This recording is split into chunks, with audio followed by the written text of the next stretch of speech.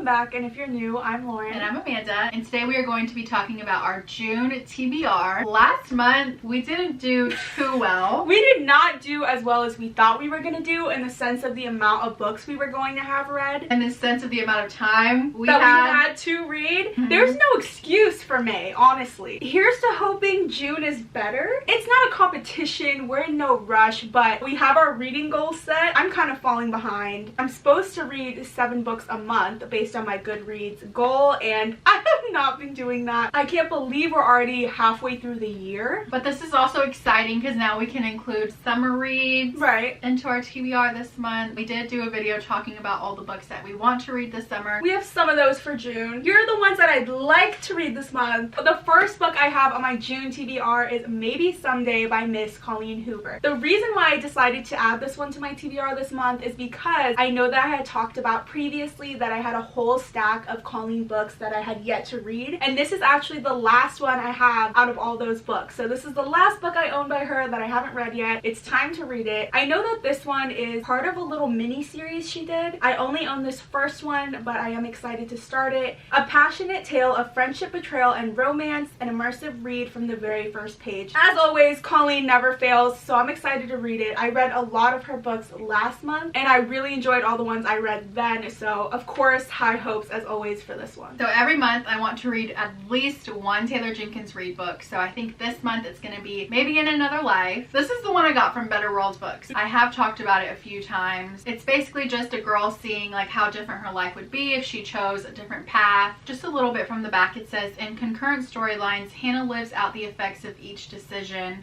and quickly these parallel universes develop into surprisingly different stories with far-reaching consequences for Hannah and the people around her. I mean, I just think that concept is crazy. It's something that we can all relate to. Like, if we didn't do this and we did this instead, how different would our lives be? The next one I had to include this month is A Book of Night by Holly Black. You guys know we got this book at her book signing last month. This is one of the books we talked about in our most anticipated releases of this year. Now that we own it, I want to get started on it. This is Holly Black's debut adult novel. Because it's so dark and sinister, like, I feel like we're really gonna like it. All we know about it is it's about a girl named Charlie. In this world, they have magicians who can manipulate shadows to do basically whatever they want. These shadows can peer into locked rooms, strangle people in their beds, and crazy things like that. Charlie is a thief, and she encounters these creatures who want her help in order to rob their fellow magicians. As she's trying to leave this past behind, all of these crazy things keep coming up. This terrible figure from her past returns, and she's just thrown into a bunch of crazy scenarios. We're excited to read it. We did have the honor of hearing Miss Holly Black herself read chapter 2 to us, and it sounded so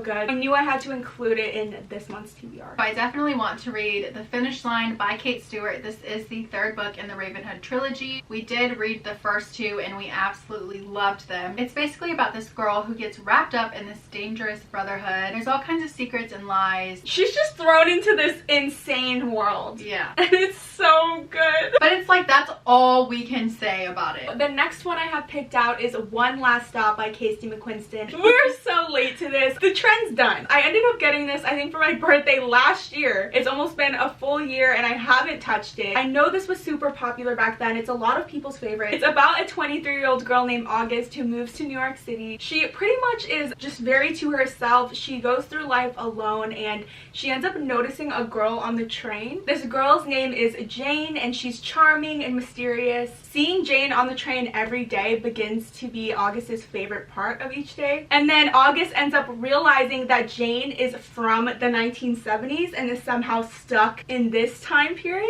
I think they're just trying to figure out how to get her back to her own time. Aww. It is a queer love story too, so I'm so excited. We haven't read too many of those, so I'm looking forward to finally reading it. So I do want to read Pack Up the Moon by Kristen Higgins. I did get this one from Book Outlet and I knew nothing about it. I just got it because it was $1, and now I am seeing it everywhere, which makes me really happy. Everyone says it's like super emotional. Honestly, just reading the back, I'm already gonna tear up, so I get it. Every month a letter. That is what Lauren decides to leave her husband when she finds out she's dying. Each month she gives Josh a letter containing a task to help him face the first year without her, leading him on a heart-rending, beautiful, often humorous journey to find happiness again. I think I understand why everyone said that is such an emotional story, but I love feeling like something.